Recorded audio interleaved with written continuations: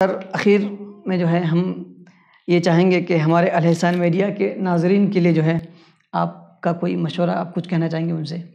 دیکھیے صاحب، بہت ساری باتیں ہوئی اور اس میں ایک بات جو حاصل گفتگو ہے، ہر انسان کو اپنے حصے کا رول ادا کرنا چاہیے.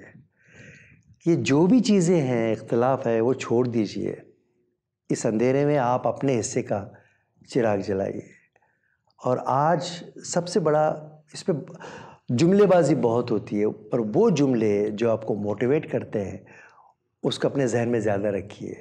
جملے، یہ زبان، یہ الفاظ زہر بھی ہوتے ہیں، امرت بھی ہوتے ہیں. تو مجھے ہمیشہ امرت والے جملے چاہیے، تو سیلف موٹیویٹ ہو جائیں گے.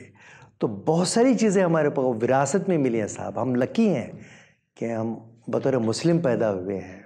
ہم اس میں ہماری کوئی چوائس نہیں تھی، اور کوئی چیز جب آسانی سے ملتی ہے اس کی قدر نہیں ہوتی. تو جتنا آپ قرآن اور حدیث کے قریب رہیں گے، علماء کے قریب رہیں گے، تو اپنے آپ کو موٹیویٹ کریں گا. رہی بات یہ تو پھول کھلے ہیں گلشن گلشن، لیکن اپنا اپنا دامن. تو اس کی مرضی کے مطابق جب ہم جیتے ہیں تو راہیں خود بخود کھلتی ہیں، اور اس کی مرضی کے لیے. یہ بہت ریپیٹ بات ہے، آپ کئی بار سن چکے ہوں گے کہ ہم کس کی مرضی سے جیتے ہیں. تو ہر کوئی بولتا اللہ کی مرضی، اس کی چاہت. ایک اس کی چاہت، ایک میری چاہت، مگر ہوگا وہی جو اس کی چاہت. اللہ تعالیٰ کہتا ہے کہ ایک تیری چاہت، ایک میری چاہت، مگر ہوگا وہی جو میری چاہت.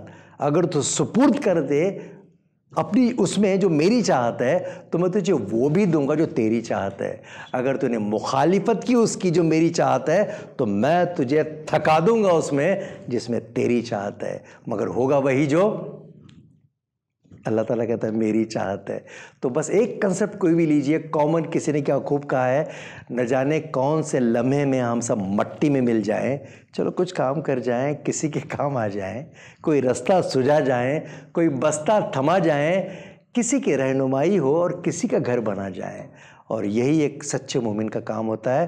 اس ملک سے نفرتیں دور کرنی ہوگی تو اپنے حصے کی روشنی بانٹیے. اللہ حافظ.